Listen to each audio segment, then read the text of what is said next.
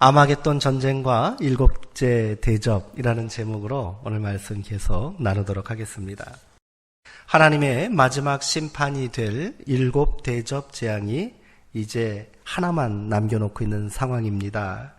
지금까지 진행된 6번의 대접 재앙 중 처음 4재앙은 피조 세계를 자연을 대상으로 했습니다. 엄청난 타격을 입혔지요. 그리고 5번째와 6번째 재앙이 바로 로마 제국에 직접적인 타격을 주는 그런 재앙이었습니다.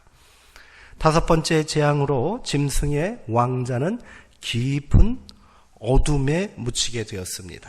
그리고 짐승을 숭배하던 자들은 악한 종기로 죽음과도 같은 고통에 시달리게 되지요. 그러나 이들은 회개하지 않고 오히려 하나님을 비방한다는 거예요. 오늘 이런 모습이 종말의 때, 마지막 때에 이 땅에 일어날 일들의 예표라고 생각합니다. 사람들이 회개하지 않는다는 거예요.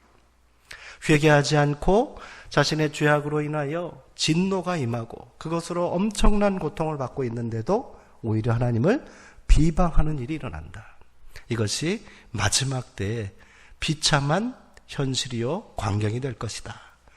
저는 이런 생각을 해보게 됩니다. 6번째 재앙은 제국의 종말을 고하는 파국의 전조라고 할 수 있습니다. 하나님은 로마 제국의 동쪽 경계선이라고 할 수 있는 이 유브라데 강을 마르게 하셨습니다. 6번째 천사가 그 대접을 유브라데 강에다가 쫙 부으니까 강이 마르게 되었답니다.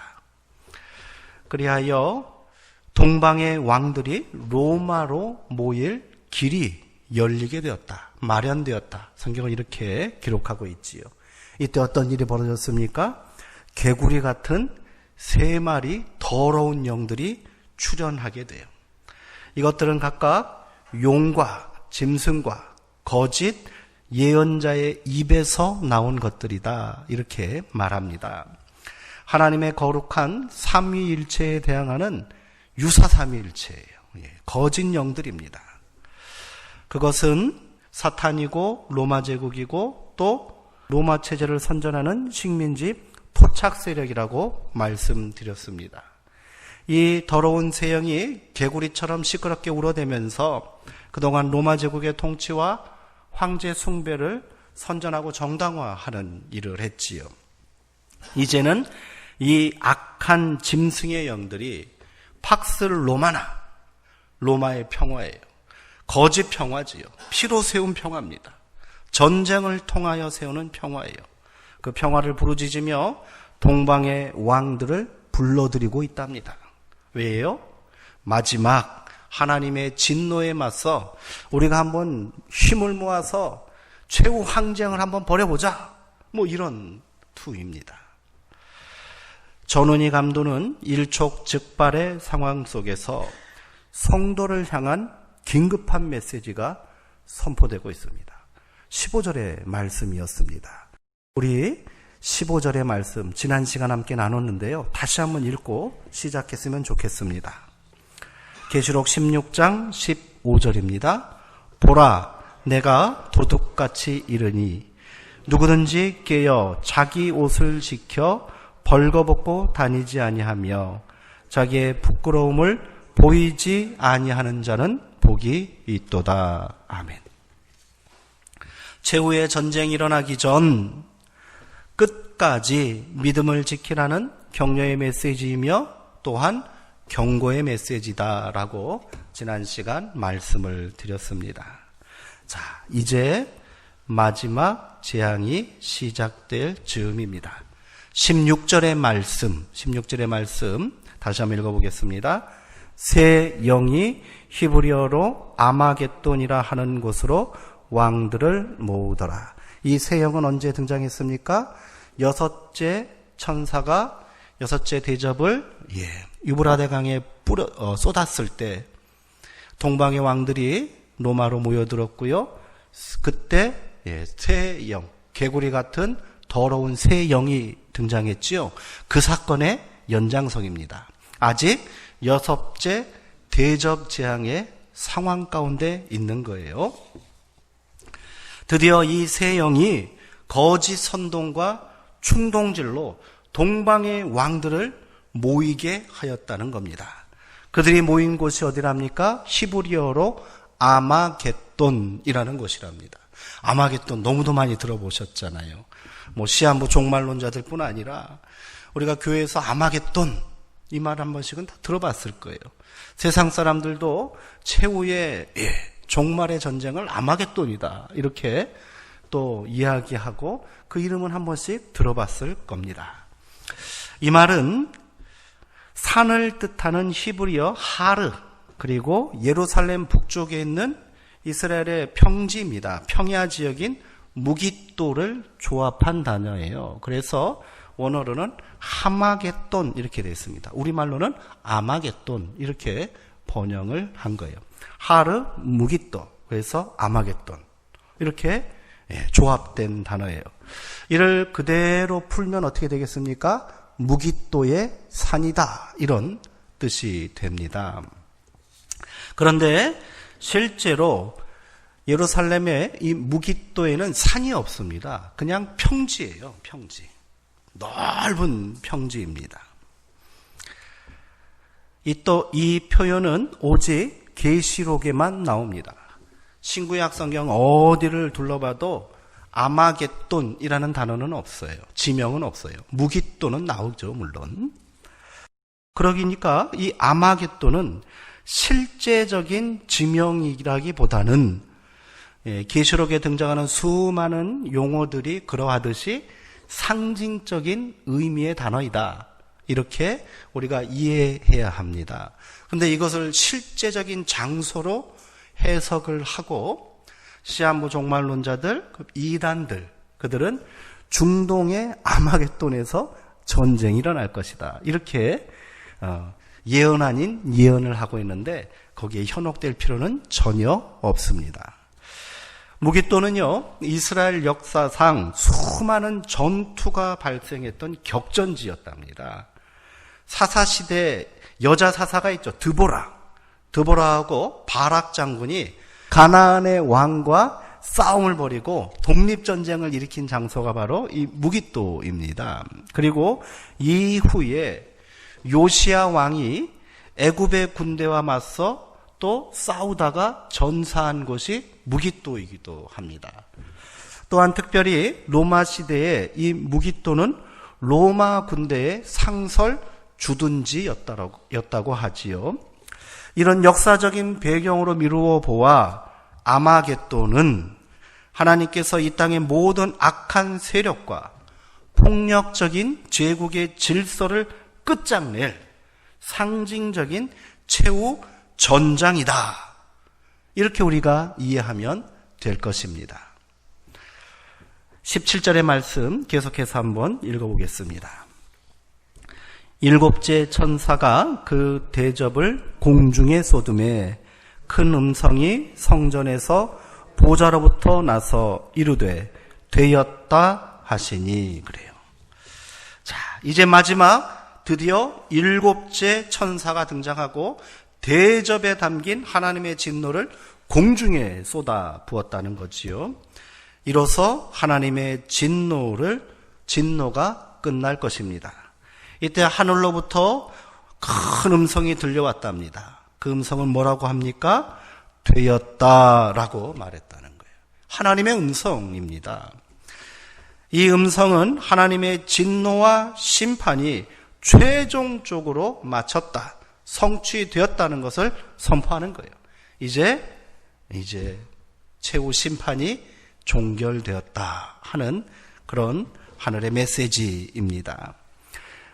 이는 계시록 15장 1절 마지막 최후 심판이 될 일곱 대접 재앙이 시작되기 전 하늘 제단에서 일곱 천사가 하나님으로부터 대접을 하나씩 받고 등장했단 말이에요. 그때 들려온 음성이 있었습니다. 거기에는 이런 음성이 15장 1절에는 이런 메시지가 기록되어 있습니다. 하나님의 진노가 이후로 이곳을 통하여 마치게 될 것이다. 그것과 연결되는 문장이 될 겁니다. 여기서 대접을 천사는 공중에 쏟았다는 거예요. 이 공중은 어디겠습니까? 이것은 하늘과 구분된 장소라는 것을 기억해야 돼요. 계시록에서 하늘은 어떤 곳이지요? 땅과 구별된 장소입니다. 하늘에는 하나님의 보좌가 있고요. 하늘 성전이 있어요. 물론 하나님이 계시고요. 그리고 그곳에는 구원받은 성도들이 머무는 장소입니다. 반면에 공중은 어디겠습니까? 공중은요, 로마 제국의 영역에 속하는 곳입니다. 제국에 보이지 않는 이념적 공간을 의미한다. 이렇게 해석하면 될 것 같아요. 이는 더러운 세영이 활동하는 공간이 되기도 합니다. 거기에서 로마의 거짓 평화와 악마적 체제를 공고하게 만드는 그런 영적인 악한 영들의 활동 공간이다. 이렇게 생각하시면 되겠네요. 이제 그 공간마저 파괴되고 말았다는 겁니다. 자, 18절에서 21절까지 말씀 우리 쭉 한번 연속적으로 같이 보도록 하겠습니다.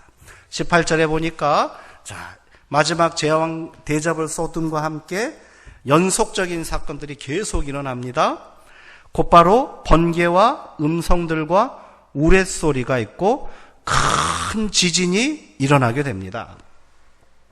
그것이 얼마나 엄청난 공포와 파괴력을 지녔는지 18절에는 사람이 땅에 있어온 이래로 이같이 큰 지진이 없었다 이렇게 기록하고 있습니다. 그 마지막 최후의 이 심판 하나님의 진노의 때에 이러한 큰 지진이 일어날 것이다. 실제로 그런 일이 문자 그대로 일어난다. 이런 말은 아닐 거예요. 사람들이 지금까지 경험해보지 못한 어마어마한 재해와 그리고 공포를 경험하게 될 것이다. 이런 의미를 담고 있다는 거지요. 이 진인으로 19절에 보니 어떤 일이 벌어집니까? 큰 성이 세 갈래로 갈라져 버렸다는 거예요. 그리고 무너져 버리는 거예요.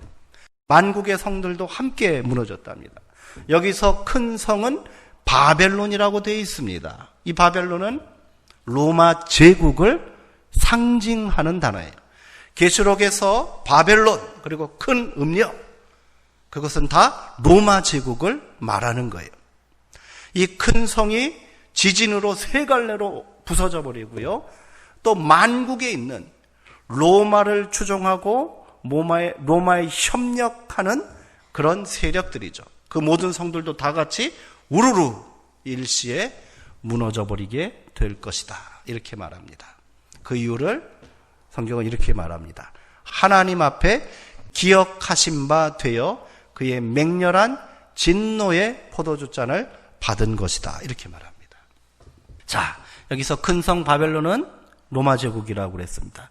그 로마 제국의 만행과 범죄, 그 죄악상을 하나님께서 낱낱이 다 보고 계셨고 그대로 기억하셔서 그들이 행한 그것 그대로 하나님께서 진노로 되갚아 주신다. 이런 말씀이 될 것입니다. 그러기에 맹렬한 진노의 포도주 잔, 그것은 하나님의 진노의 심판이 될 것이다. 아주 무시무시한 심판이 될 것이다 하는 그런 의미를 담고 있다는 겁니다. 자, 우리 20절의 말씀도 함께 볼게요. 20절은 어떻게 됐습니까? 이 일로 인하여 각 섬도 없어지고요. 산도 온데간데 없이 사라지더라는 거예요. 로마 세계를 견고하게 지탱하고 있던 그 모든 세력들이 하나하나 다 깨부서지고 있는 그런 모습을 이 환상을 통하여 보여주고 있는 겁니다. 마지막 21절의 말씀 우리 같이 한번 읽어보겠습니다. 또 무게가 한 달란트나 되는 큰 우박이 하늘로부터 사람들에게 내리매 사람들이 그 우박의 재앙 때문에 하나님을 비방하니 그 재앙이 심히 크미러라. 아멘. 무게가 한 달란트나 되는 큰 우박이 하늘로부터 사람들에게 내리기 시작했답니다. 우리가 이제 달란트라는 그런 말을 익숙하게 성경을 통해서 접했을 거예요. 달란트는 중량을 세는 단위이거든요. 무게를 세는 단위예요. 이것을 오늘날 우리가 흔히 사용하는 킬로그램에 이렇게 비교하면 어느 정도 되냐면 한 달란트는 60kg이랍니다. 그러니까 우박 한 덩어리가 무게가 얼마나 나는 거예요? 60kg짜리 우박이 떨어진다 이런 거예요. 실제로 그런 우박이 떨어지는지는 알 수가 없습니다. 그렇게 올 수도 있고요. 아무튼 어마어마한 일이 하늘에서 마지막 때에 벌어지게 될 것이다. 이렇게 말하는 거죠. 그 우박의 크기가 큰 이유가 뭐겠습니까? 하나님의 진노가 그만큼 크시다는 것을 보여주는 것입니다. 그런데 어떤 일이 벌어져요? 이렇게 어마어마한 재앙이 나오는데 그것은 무엇 때문입니까? 땅에 있는 자들이 하나님께 계속해서 진노를 쌓았기 때문에 받은 죄악의 결과인데 오히려 그것 때문에 사람들이 어떻게 하는 거예요? 하나님을 비방하더라 이렇게 해야 되는 거예요. 종말의 때 회개하는 일이 절대로 일어나지 않는 거예요. 오히려 하나님을 비방하고 하나님을 대항하는 일들이 계속해서 일어날 것이다 하는 것을 말씀을 통해 우리는 발견할 수 있습니다. 우박은 출애굽기의 7째 재앙과 연결됩니다. 출애굽의 10가지 재앙 중에 7번째 재앙이 우박 재앙이었어요. 출애굽기 9장 24절부터 26절에 보면 이런 내용이 있습니다. 그때에 물덩이가 우박과 함께 내렸는데 맹렬하게 내려와서 애국이 개국한 이래에 이와 같은 재앙이 없었더라. 이런 말이 나왔답니다. 우박이 애굽 온 땅에서 사람과 짐승들에게 떨어졌고요. 그리고 온 땅에 곡식과 채소와 나무들을 꺾어버렸다. 이렇게 말합니다. 그러나 이스라엘 자손들이 머물고 있는 고센 땅에는 우박이 내리지 않았더라. 이게 출애굽기에 나오는 기록입니다. 우박 재앙은요, 하나님의 진노를 상징하는 거예요. 그 무게가 한 달란트예요. 그만큼 하나님의 진노가 크게 쌓였다는 거지요. 또한 그들에게 회개의 기회를 주고자 하시는 하나님의 마지막 경고의 메시지를 담고 있는 것이 우박재앙이 상징하는 바입니다. 그러나 그 옛날 애굽에서와 같이 마지막 때에도 사람들은 돌이키고 회개하지 않는다는 거예요. 바로의 마음이 더욱 강팍해졌던 것처럼 마지막 때 사람들의 마음도 강팍해졌어요. 하나님을 비방하고 하나님을 대적하는 일이 일어나게 될 것이라는 말이지요. 이로써 7 대접 재앙이 끝이 납니다. 이제 이어질 18장과 19장은 이 7 대접 재앙의 연속 사건이라고 말씀드릴 수 있습니다. 그리고 이 재앙의 결말이 어떠한지를 보여줄 거예요. 7 대접 재앙과 함께 계시록에 등장하는 다른 재앙들이 있었습니다. 7 나팔, 그리고 7 인으로 봉인된 책, 그런 거예요. 그것은 모두 역사 안에서 일어나는 하나님의 심판에 대한 상징입니다. 계시록의 최후 심판, 이 모든 심판의 과정들은 애굽의 10가지 재앙을 연상시키고 그것과 연결되어 있습니다. 그러기에 구약시대 애굽과 바벨론의 멸망과 그곳에 내린 하나님의 진노, 그 모습과 동일한 형태로 계시록은 기록되어 있다는 거예요. 마지막 하나님의 최후 심판으로 멸망할 그 대상이 로마 제국인데, 물론 계시록 박해 시대이기 때문에 이것을 로마 제국이라고 그대로 쓰기는 굉장히 힘들었을 거예요. 그래서 바벨론이라는 이름으로 대치했을 수도 있습니다. 그러나 왜 바벨론이라는 용어를 썼겠어요? 그것은 구약 시대에 하나님의 진노로 멸망했던 그 바벨론 제국과 로마 제국이 어떻다는 거예요? 동일하다는 거예요. 이처럼 계시록의 최후 심판은요, 구약의 하나님의 심판의 역사, 애굽과 바벨론을 치셨던 그 하나님의 역사와 연결되어 있는 메시지라는 거죠. 애굽에 내린 심판을 통해 어떤 일이 벌어졌습니까? 이스라엘은 출애굽이라는 대안적인 역사를 시작하게 되었습니다. 새로운 세계가 열린 거예요. 해방의 시대가 열렸어요. 노예의 삶이 끝나버렸고요. 출애굽을 통하여 해방된 세상이 열리게 되었고, 이스라엘 공동체는 애굽이라는 그 악마적인 제국의 손아귀에서 벗어나 하나님 나라로서, 제사장 나라로서의 새로운 대안적 나라가 될 것입니다. 이것이 하나님의 염원이었어요. 바벨론의 멸망도 마찬가지입니다. 성경은 바벨론의 멸망을 새로운 출애굽 사건이라고 해석하고 있습니다. 계시록의 로마 제국을 향한 최후 심판도 동일한 염원과 믿음을 담고 있다. 이렇게 해석하는 것이 옳을 것입니다. 그러므로 계시록에서 이 로마 제국과 그 동맹국들의 멸망에 대한 환상은 우리가 흔히 두려워하는 세계 종말, 최후 심판의 사건으로만 이해해서는 안 됩니다. 계시록은요, 세계 종말, 최후 심판을 세계 종말로 우리가 그냥 받아들이잖아요. 이 땅이 끝나버리는 사건으로 생각을 하는데 꼭 그렇지만은 않다는 거예요. 이것은 실제적인 해방의 역사예요. 새로운 역사의 대안을 향한 염원의 말씀이라는 거예요. 그러기에 계시록은 단순한 종말에 대한 책이 아니라는 겁니다. 그것은 이 땅의 모든 죄악과 불의, 폭력의 종말을 의미하는 겁니다. 이를 통하여 애굽의 멸망을 통하여 출애굽이 열린 것처럼, 바벨론의 멸망을 통하여 새로운 이스라엘 공동체가 세워진 것처럼, 이를 통해 열리게 될 새로운 대안적 세상을 향한 하나님의 약속이고요, 성도의 믿음에 대한 응답이다. 이렇게 이해할 수도 있다는 겁니다.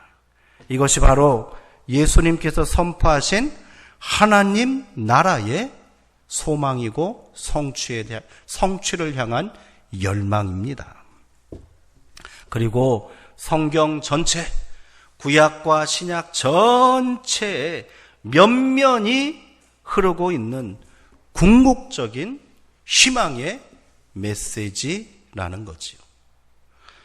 그러기에 계시록은 희망의 책입니다. 폭력과 힘이 지배하던 제국의 시대, 이사야는 대안적 세상을 염원하며 이같이 노래했습니다. 이사야 2장 4절의 말씀입니다. 그때 하나님께서 열방 사이에서 판단하시며 많은 백성들을 판결하실 것이다. 이것은 계시록의 최후 심판과 맥을 닿는 메시지입니다.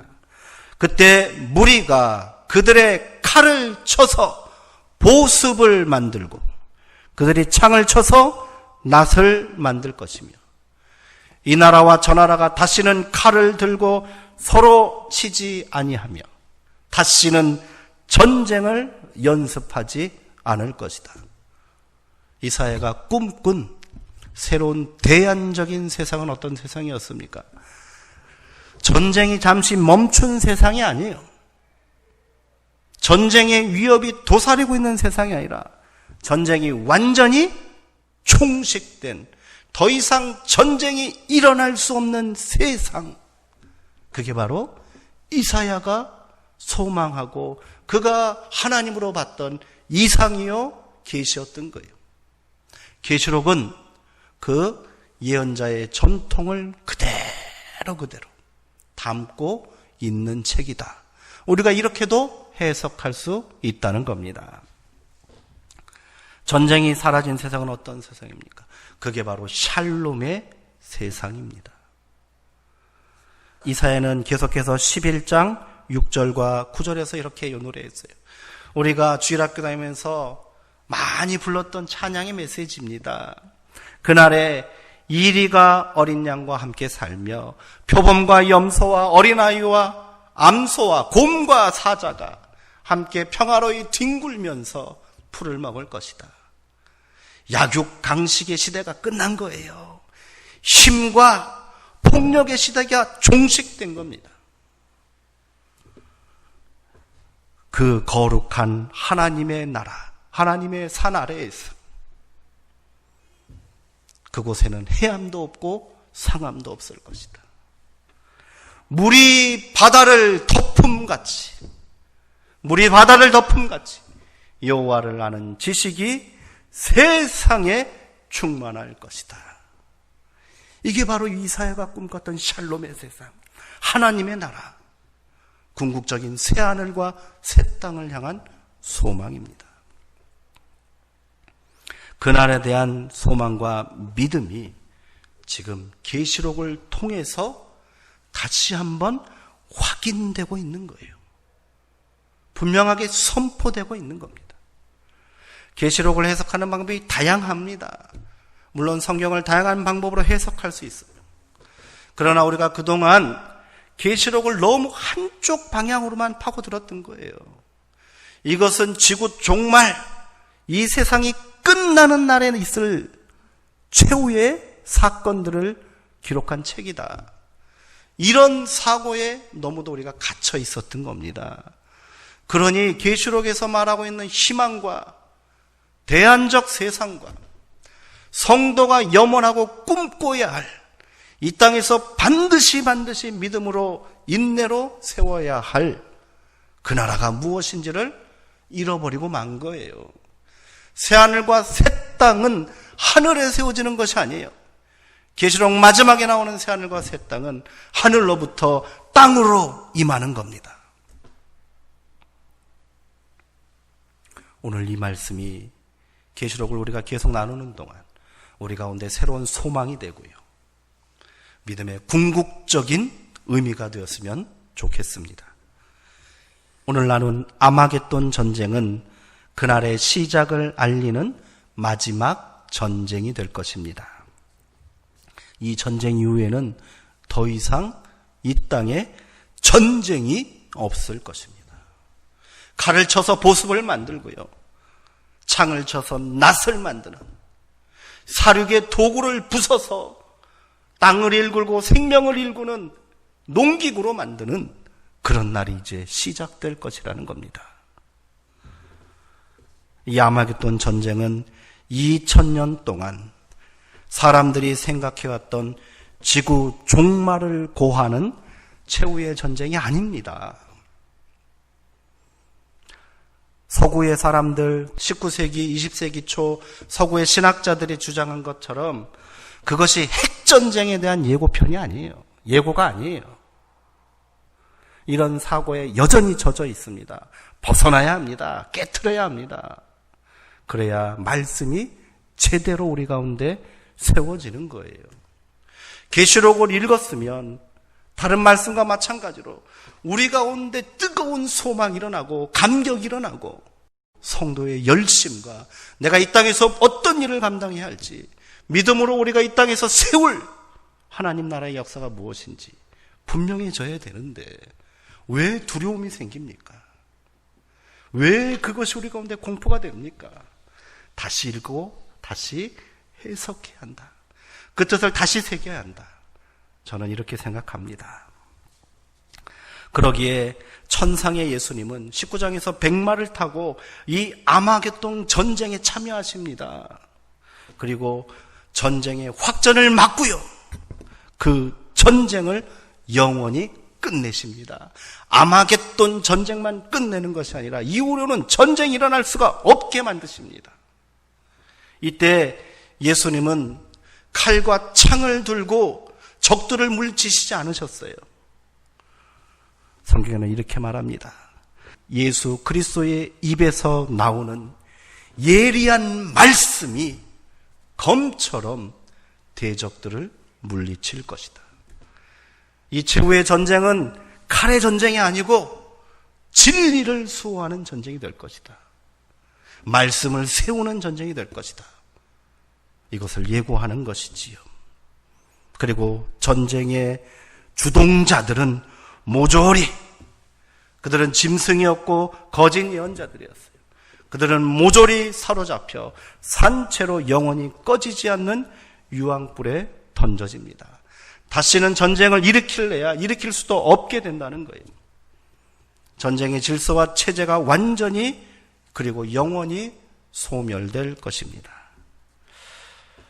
마지막 진노의 심판이 될 7대접 중 6번째 대접 재앙까지는 요한시대 이미 일어난 사건을 기록한 것이다. 제가 처음에 이렇게 말씀을 드렸어요. 그리고 아마겟돈 전쟁은 아직 일어나지 않는 7번째 대접 사이에 삽입되어 있어요. 그 사이의 시간이 바로 요한과 당시 성도들이 박해받고 있는 현재의 시간이었습니다. 그리고 이것은 더 넓게 해석해서 오늘 우리가 살고 있는 현재의 시간으로 해석할 수 있다는 겁니다. 다시 말해 요한 때부터 오늘 지금에 이르기까지 우리가 이 땅에 서 있는 삶의 자리가 어떤 자리라는 거예요? 아마겟돈 전쟁이 일어나기 직전의 상황이다. 이렇게 해석할 수 있지 않겠습니까? 요한은 로마가 일으킨 참혹한 전쟁을 경험했습니다. 얼마나 수많은 사람들이, 힘없는 약자들이 피를 흘렸습니까? 그 전쟁이 속히 끝나기를 고대하고 있습니다. 그렇게 전쟁과 폭력으로 유지되는 야만과 짐승의 시대가 속히 종결되고 고대하는 마음으로 계시록을 집필하고 있었던 것은 아니겠습니까? 그가 궁극적으로 소망하고 성도들에게 전하고 싶어하는 희망의 말씀은 더 이상 전쟁과 폭력이 없는 평화의 세상이며 새하늘과 새 땅으로 열릴 대안적 세상, 영원한 하나님 나라가 아니겠습니까? 요한은 성도들에게 그 나라와 그 역사의 주인공이 되어야 한다고 말합니다. 오늘 우리도 이 땅에서 동일한 소망과 믿음으로 살아야 할 줄 믿습니다. 영적인 눈을 떠야 합니다. 지금 우리가 살고 있는 세상 전쟁터인 거예요. 여전히 힘이 지배하고요. 폭력이 지배합니다. 거짓 영들이 판을 치고 있고요. 거짓 평화가 난무합니다. 약자들이 신음하고 있고요. 고통받고 있습니다. 교회는 이때 어떻게 하겠습니까? 다시 오늘 요한계시록 16장 15절의 말씀, 마지막 최후의 재앙, 7대접의 연속적인 사건 속에 요한이 반드시 잊지 말라고 성도들에게 오늘 우리에게 주는 메시지, 그 메시지를 다시 한번 읽고 오늘 말씀을 마치도록 하겠습니다. 16장 15절의 말씀 우리 다시 한번 읽겠습니다. 보라, 내가 도둑같이 오르니 누구든지 깨어 자기 옷을 지켜 벌거벗고 다니지 아니하며 자기의 부끄러움을 보이지 아니하는 자는 복이 있도다. 그렇게 우리 성도님들 복 있는 자 되시기 바랍니다. 승리하는 백성 되시기 바랍니다. 함께 기도하시겠습니다. 하나님, 오늘 말씀을 통하여서 우리가 새로운 희망을 발견합니다. 여전히 전쟁과 같은 이 땅을 살고 있지만 이 전쟁이 끝이 나면, 우리 주님께서 오시어 이 전쟁을 끝내고 나면 이 땅에 새로운 세상, 새로운 질서, 하나님 나라와 새하늘과 새 땅이 허락되게 될 줄 믿습니다. 우리가 그 나라를 소망하고 염원하며 그 나라를 일구고 세우는 믿음의 일꾼들 되게 하여 주시옵소서. 끝까지 깨어있게 하시고 하나님의 말씀 앞에 우리가 더욱더 견실히 서게 하여 주시옵소서. 예수 그리스도의 이름으로 기도합니다. 아멘.